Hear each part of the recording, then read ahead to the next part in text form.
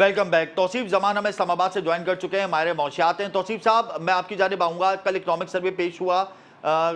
Economic सर्वे के जो अदाद शुमार थे वो इतने फ्रूटफुल नहीं थे, इतने रिमार्केबल नहीं थे। अच्छा, मलिक बोस्तान भी हमें ज्वाइन कर चुके हैं, सदर forex association of Pakistan. Tauseef साहब, जो इकनॉमिक सर्वे पेश हुआ इस पर आपके क्या रिमार्क्स हैं?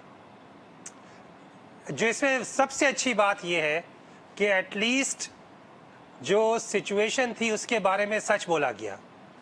ये वो बुनियाद होती है जिस पर हम एक नई डायरेक्शन और मेंशन को लेके चल सकते हैं। ये फिगर्स हमें बताती है कि हमारी इकोनॉमी ने सारी की सारी जो लीडरशिप थी उसने सर जोड़ा। जितनी सियासी जमातें थी उन्होंने इकट्ठे हुए। हमने हुकूमत ने एक नया तजर्बा किया जिसमें हमने देखा कि हमारी सिविल मिलिट्री लीडरशिप ने SIFC का क़याम अमल में लाया गया और जिसमें हमने ये तय किया, ये पैगाम दिया गया दुनिया भर को कि हम एक है when it comes to economy, और जो इन्वेस्टमेंट है वो हमारे 4 फ्रंट्स पे है। अब देखना ये है कि SIFC जो कि केयर टेकर दौर में शुरू हुई थी उसके बाद से आज तक जहाँ पे हम पहुँचे हैं, क्या वो नताइज हासिल कर पाई या नहीं कर पाई, और उसमें जो डायरेक्शन है वो इसकी तय हुई कि नहीं हुई।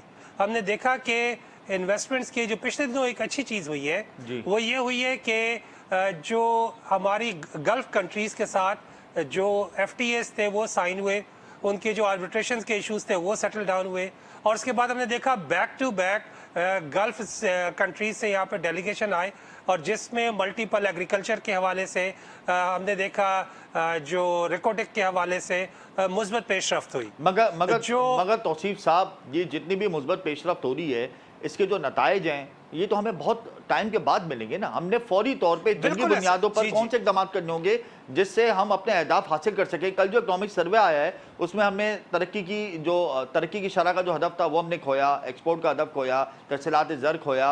हमने वो तमाम अहदाफ जो हमने सेट किए थे गुज़िश्ता साल महंगाई समेत वो सब हमने अचीव नहीं किए। तो कल हमारा जो आउटलुक आया है, लोकल आउटलुक, वो इतना ज़्यादा रिमार्केबल इंप्रेसिव नहीं है।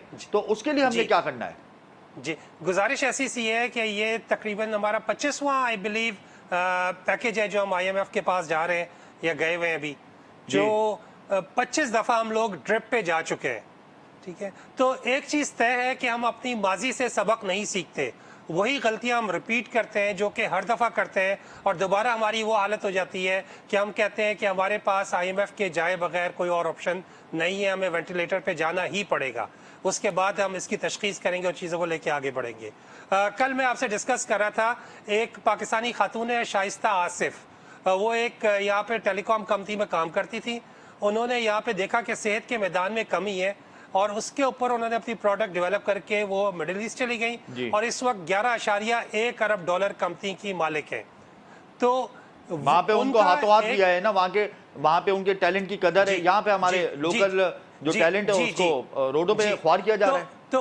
तो गुजारिश ऐसी सी है कि रोजाना 2000 लोग यहाँ से सिर्फ सऊदी अरेबिया जा रहे हैं नौकरी के लिए। तो अगर हमका खाली एग्जिट इंटरव्यू ले लें कि वो क्या वजह है कि यहाँ से छोड़कर जा रहे हैं, और क्या वजह है कि एक खातून यहाँ पे चंद हज़ार पे नौकरी पे थी और वो चंद ही बहुत तेजी के साथ मिडिल ईस्ट में 11.1 अरब डॉलर की कंपनी की मालिक बन गई। बिल्कुल। क्या फैसिलिटेशन यहाँ की जो स्किल फोर्स है उसकी कदर नहीं की जा रही।